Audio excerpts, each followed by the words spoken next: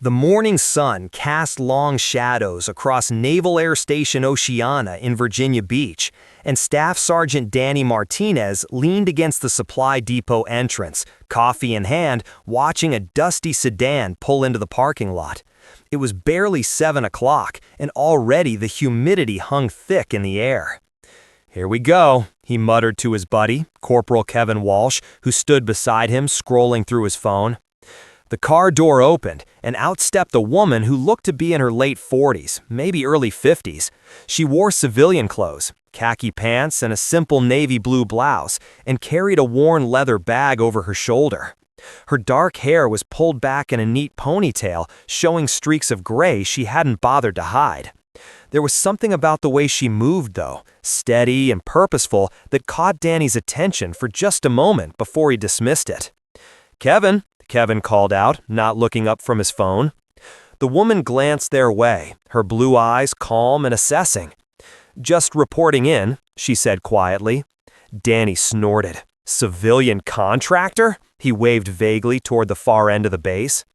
"I know where I'm going, thank you," she replied, her voice even but firm. Kevin finally looked up, giving her a once-over. He nudged Danny, smirking. The woman didn't respond. She simply adjusted her bag and walked past them toward the administration building. Danny watched her go, shaking his head. "Another paper pusher," he said. Inside the administration building, Lieutenant Frank Holloway sat at his desk, barely glancing up when the woman entered. He was a stocky man in his mid-30s with a permanent scowl that suggested he'd rather be anywhere else. He asked, still looking at his computer screen.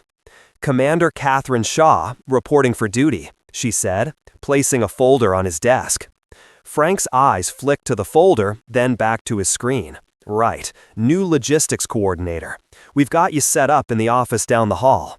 You'll be working with procurement and inventory." Catherine's expression didn't change. "Look," Frank said, finally meeting her eyes, "I'm going to level with you. We've had 3 people in your position in the last year. It's a lot of paperwork, a lot of sailors complaining about requisition delays, and not much glory." "Noted," Catherine said simply. Frank slid a badge across the desk. "This gets you into most buildings. Orientation's at 0900 tomorrow." As Catherine left the office, Frank shook his head and returned to his work. Just another mid-level administrator, he thought. Nothing special. By lunchtime, word had spread through the base about the new woman in logistics. In the enlisted mess hall, conversations buzzed with the usual gossip. Asked Petty Officer Lisa Chen, stabbing at her salad. Her companion, Airman First Class Troy Bennett, laughed. Martinez said she didn't even know where Building 7 was. "Give her a break," said Chief Petty Officer Alan Grant from the next table over. He was older than most of them, close to retirement, with gray hair and weathered hands. But usually not at that age," Troy shot back. "What is she, like 50? And they put her in logistics?" Alan didn't respond, but something in his expression suggested disapproval. He'd been in the Navy for 32 years, and he'd learned long ago not to judge people by their first impression. That afternoon, Catherine sat alone in her new office, a cramped space with a single window overlooking the parking lot. The desk was covered in file folders, each one representing a different supply chain issue that needed attention. She opened the first one and began reading, her expression focused and methodical. A knock at the door interrupted her. She looked up to see Lieutenant Commander Patricia Hayes standing in the doorway. Patricia was younger, maybe 35, with sharp features and an air of impatience. "Patricia?" said, though her tone suggested she already knew the answer. "Yes." Patricia entered but didn't sit down. "I'm the Assistant Operations Officer. I just wanted to stop by and, well, set some expectations. Logistics can be challenging here." Catherine folded her hands on the desk. Patricia's eyes narrowed slightly. "Because the last 3 people in your position couldn't handle the pressure. They either transferred out or quit entirely." "I'm not looking for easy," Catherine replied, her voice steady. Patricia studied her for a moment, as if trying to decide whether to believe her. "We'll see," she finally said, then turned and left without another word. Catherine watched her go, then returned to her files. She'd expected this. The skepticism, the dismissiveness, the assumption that she was just marking time until retirement. She'd dealt with worse in her career, much worse. But that was information no one here needed to know. Not yet. The rest of the day passed quietly.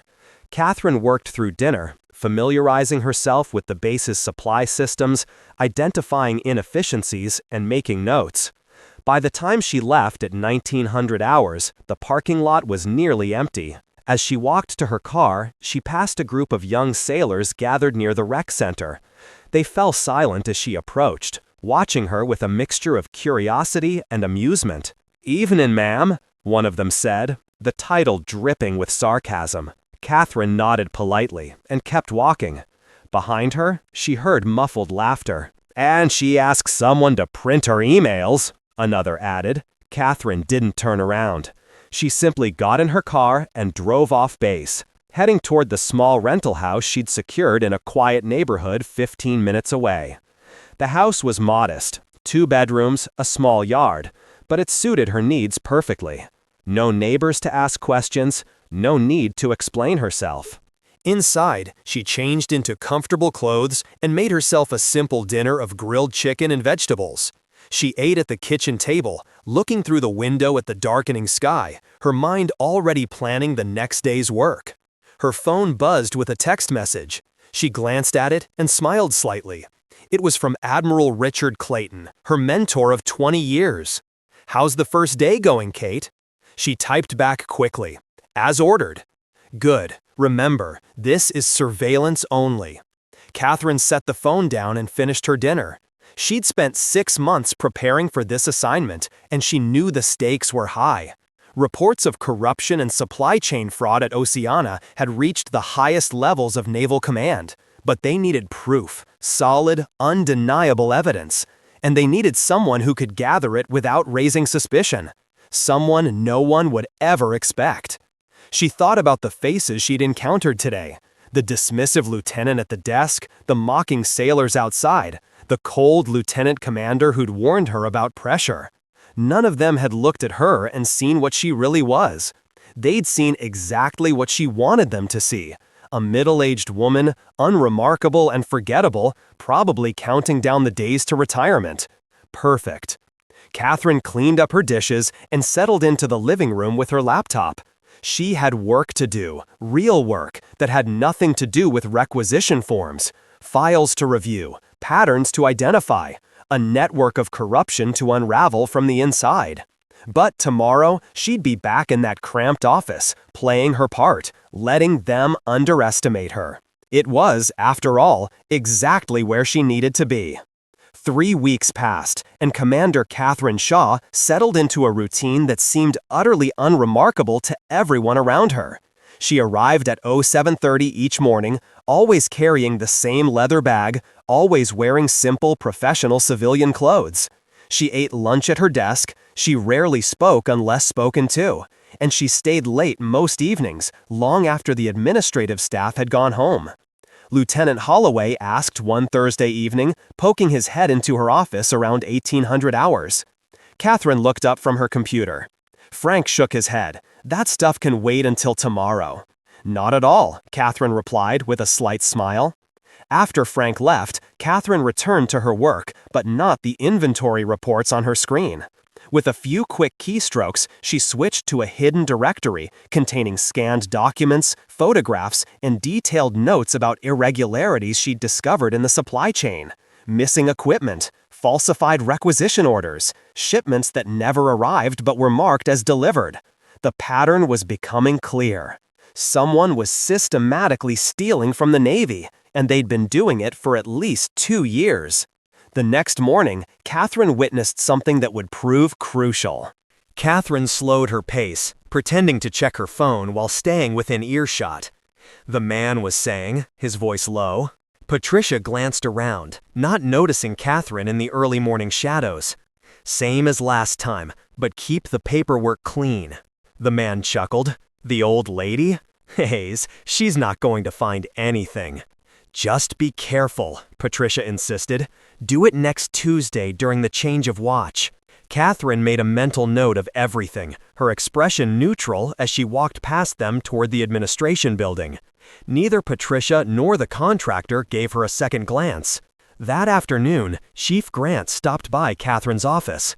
Unlike most people on base, he'd made a habit of checking in on her every few days, usually bringing coffee and asking how she was settling in. "Thought you might need this," he said, setting a cup on her desk. "You're very observant, Chief." Alan settled into the chair across from her. "How are you really doing?" Catherine considered the question.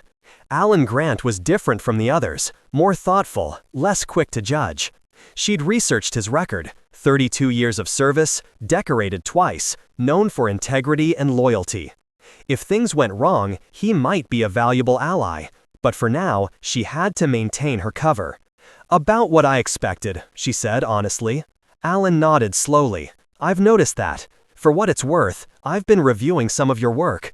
Those supply chain recommendations you submitted, they're good, really good." Alan stood to leave, then paused at the door. "Watch your back. There are some people on this base who don't like anyone who asks too many questions or looks too closely at the numbers. Just..." After he left, Catherine sat very still, thinking about his warning. Alan had noticed something. Maybe not the full picture, but enough to know that something wasn't right. The question was, did he suspect her of being involved, or was he genuinely trying to protect her? The following Tuesday, Catherine made sure she was working late. At 2000 hours, long after most personnel had left, she heard the rumble of a truck near the loading docks. She moved to her window and watched as a coastal marine supplies vehicle backed up to the bay. Two men emerged and began unloading crates. Except they weren't unloading, they were loading, taking equipment from the base and putting it into their truck. Catherine's phone was already recording video through the window. She captured 15 minutes of footage before the truck drove away. Patricia Hayes, visible in one frame, checking a clipboard near the dock entrance. This was it. The evidence Admiral Clayton needed. But Catherine knew she couldn't act yet. One instance wasn't enough to dismantle an entire operation. She needed to identify everyone involved, map the full network, understand how high the corruption went. The next morning, she filed her usual reports and attended a logistics coordination meeting. Patricia was there, along with Lieutenant Holloway and 3 other officers. The topic was upcoming equipment needs for a training exercise.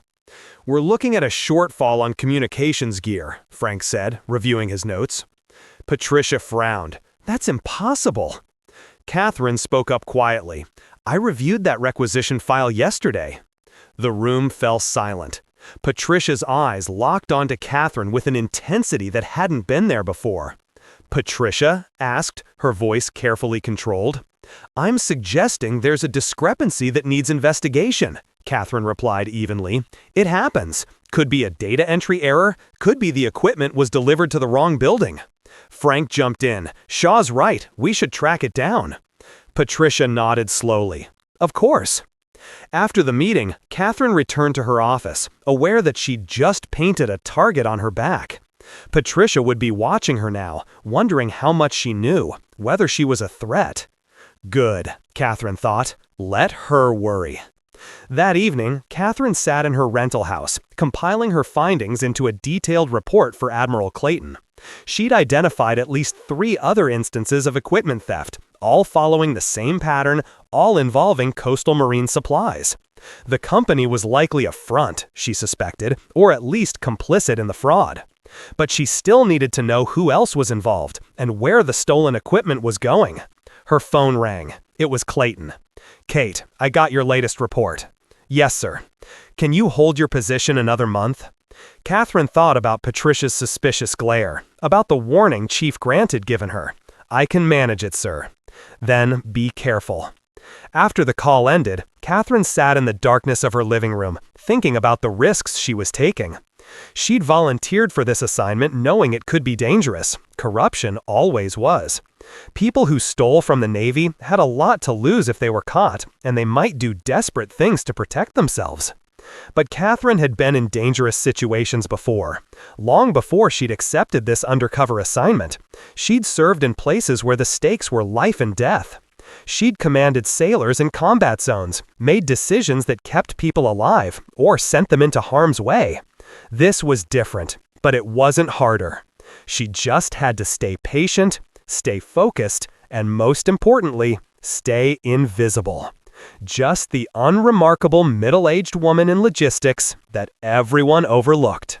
Until the moment she wasn't. The breaking point came on a Tuesday morning in late September. Catherine arrived at her usual time to find her office door ajar. She always locked it. Always. She pushed it open slowly and immediately saw that her desk had been searched. Files moved, drawers opened, her computer monitor tilted at a different angle than she'd left it. They were looking for something, which meant they suspected her of being more than she appeared. Catherine took a slow breath, controlling her reaction. She couldn't show fear or anger. She had to maintain her cover just a little longer. Admiral Clayton had told her yesterday that they were almost ready to move, just a few more days. Catherine turned to find Patricia Hayes standing in the hallway, her expression unreadable. "Morning," Catherine replied calmly. "Just wanted to check on that inventory discrepancy we discussed last week. Still working on it." Patricia stepped closer, her voice dropping. "You know, Catherine, I've been thinking. You ask a lot of questions for someone in your position. You dig through files that most people wouldn't bother with." Catherine met her gaze steadily. "I'm looking to do my job correctly." Before Catherine could respond, Chief Grant appeared at the end of the hallway.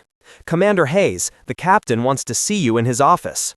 Patricia held Catherine's gaze a moment longer, then turned and walked away. Alan waited until she was gone before approaching. He said quietly. Catherine didn't answer directly. "Because I've been watching." Alan's weathered face was serious. "I don't know who you really are, Catherine, but I know you're not just a logistics coordinator. And I know Patricia Hayes is involved in something that stinks. So whatever you're doing, do it fast." That afternoon, Catherine made her decision. She couldn't wait for Admiral Clayton's timeline. If Patricia suspected her, the whole operation could disappear. Evidence destroyed, witnesses intimidated, the trail gone cold. She had to act now. She called Clayton from her car during lunch. "Sir, we need to move." "Kate, we're not ready." "With respect, sir, if we wait, we lose everything. I have enough evidence." There was a long pause. Then, "All right, I'll have NCIS agents there by 2000 hours." Catherine spent the rest of the day preparing. She compiled her files, organized her evidence, and made copies of everything. At 1800 hours, most personnel left for the day. By 1900, the administrative building was quiet. Catherine was printing final documents when she heard footsteps in the hallway. Multiple people, moving with purpose.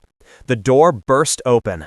Patricia Hayes stood there with Lieutenant Holloway and two security personnel Catherine didn't recognize. Contractors, she realized, not military police. "Commander Shaw," Patricia said, her voice hard. Catherine stood slowly, her hand moving subtly toward her phone. "The kind that make us think you're not who you claim to be." Patricia nodded to the men. "You don't have the authority," Catherine began. "I have all the authority I need."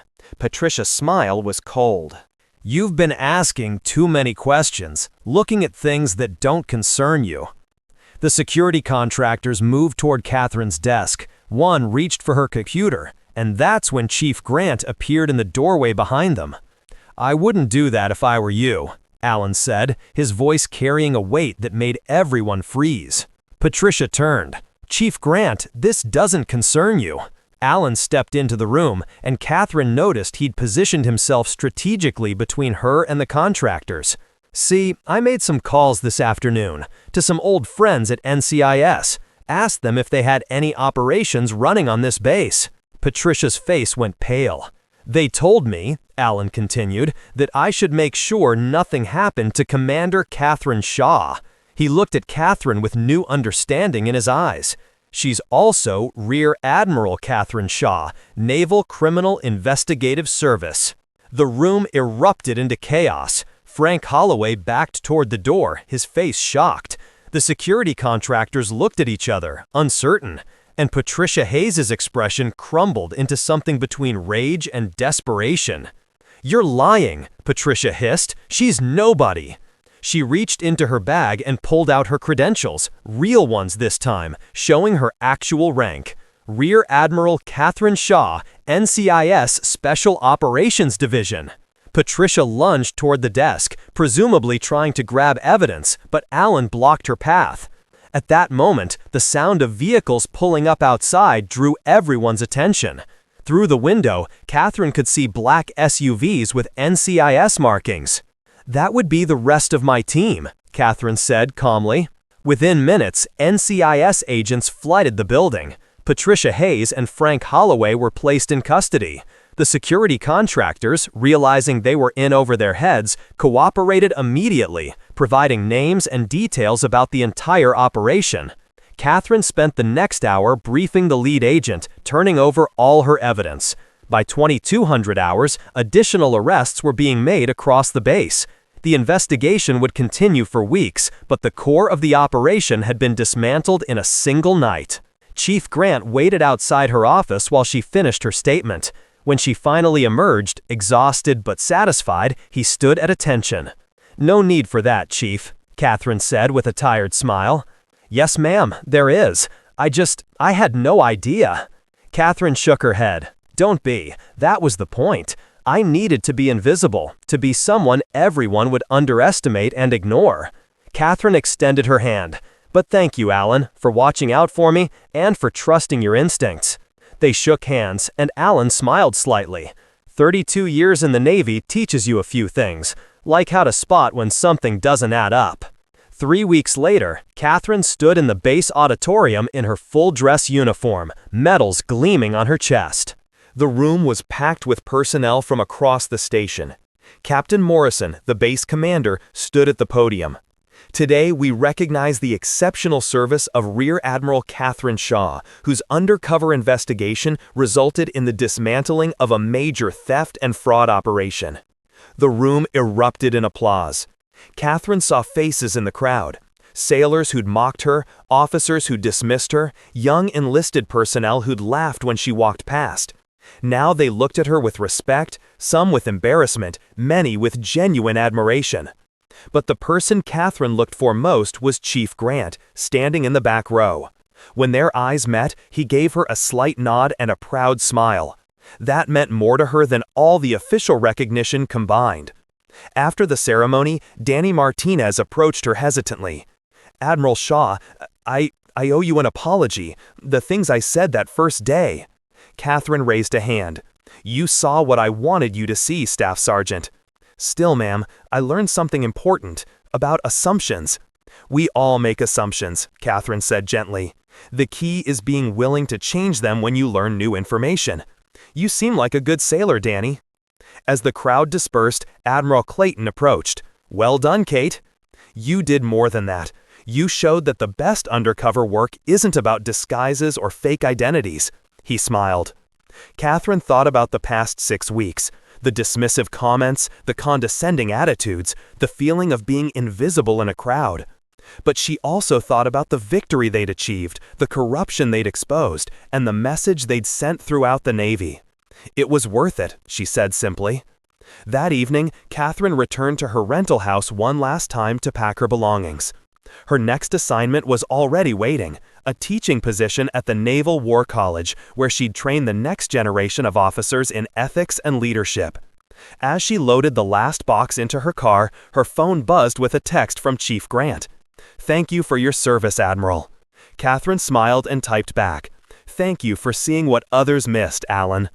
She drove away from Virginia Beach as the sun set over the water, casting the sky in shades of orange and gold. Behind her was a base forever changed by the events of the past weeks.